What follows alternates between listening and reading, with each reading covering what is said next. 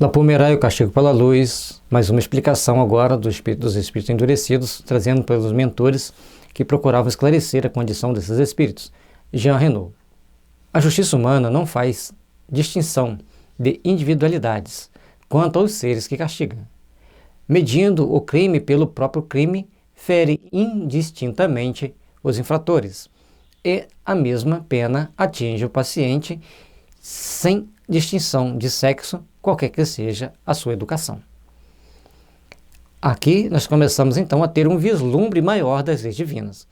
Não importa que sexo que seja, como que fez o crime está dentro de um determinado padrão descrito, aplica-se a pena indistintamente.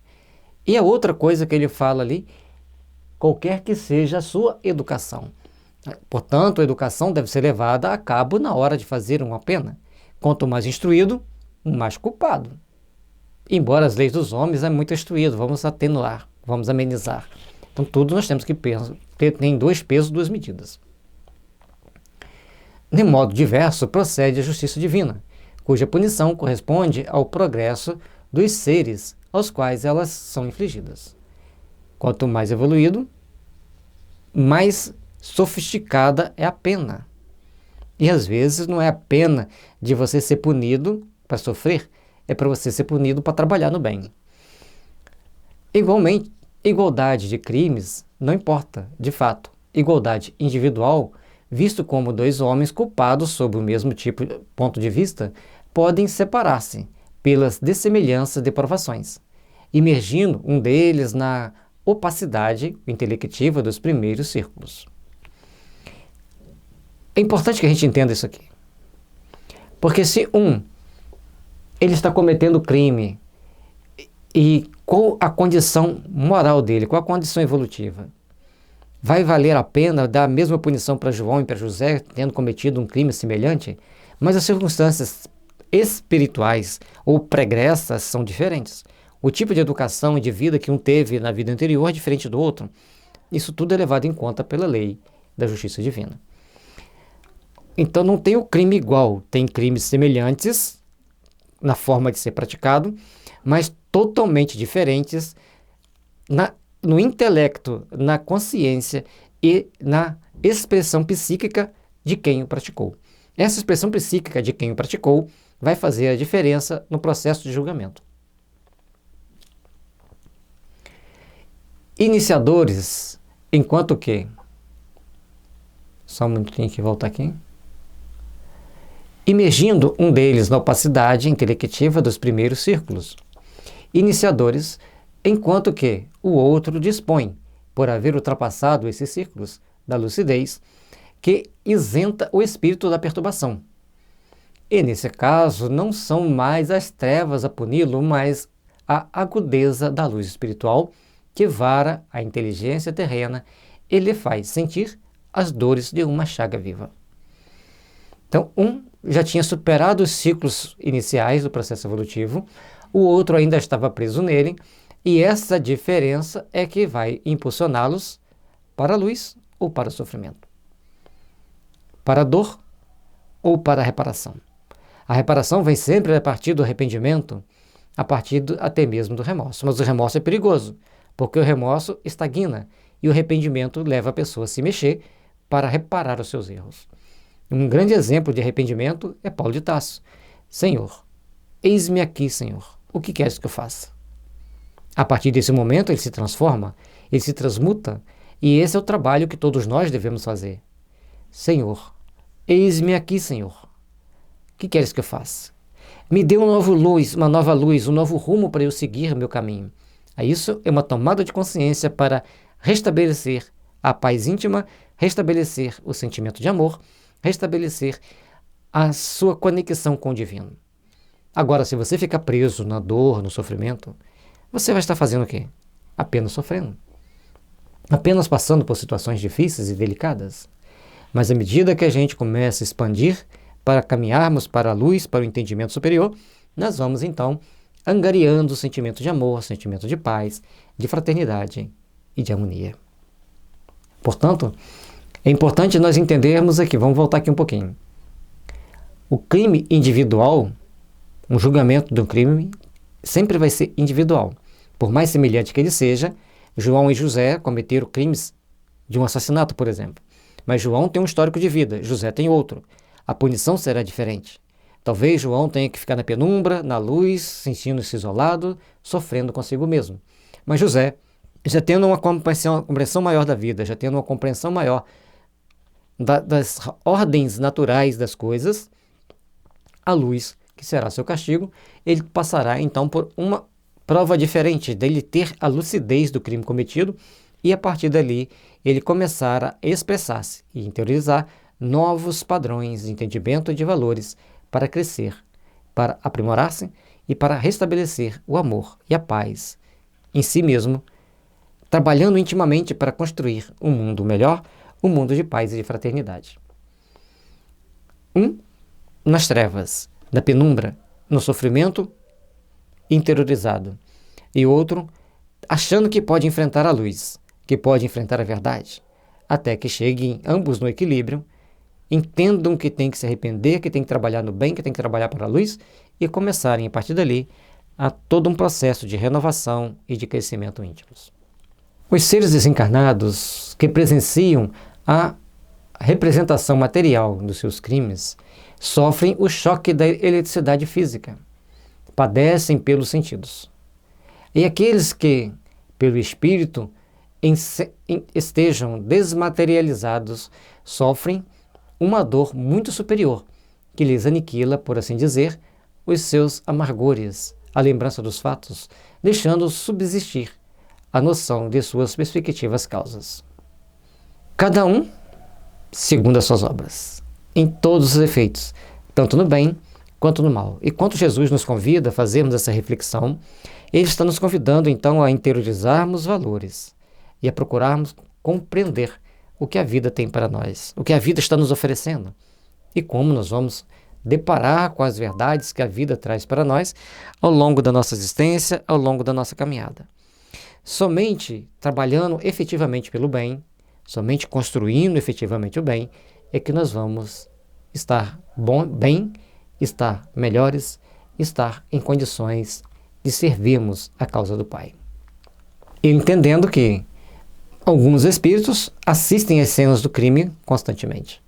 E outros padecem de uma forma mais complicada, mais complexa, por já serem mais desmaterializados, sentem-se os amargores daquela situação na lembrança dos fatos, deixando subsistir a noção de suas respectivas causas. Ele não vê a causa do crime, ele vê o crime acontecendo, ele vê que ele cometeu o crime, ele vê que ele é um criminoso, até que ele aprenda a se despertar para novos valores. Aí ele entenda que ali tem um termo e que esse termo é o momento que ele verdadeiramente se arrepender, que ele verdadeiramente procurar trabalhar no bem. Assim pode o homem, a despeito da sua criminalidade, possuir um progresso interno e elevar-se acima da espessa atmosfera das baixas camadas, isto pelas faculdades intelectuais sutilizadas, embora tivesse sob o jugo das paixões procedido como um bruto. E aí a gente vê que nós podemos estar sob o jugo das paixões.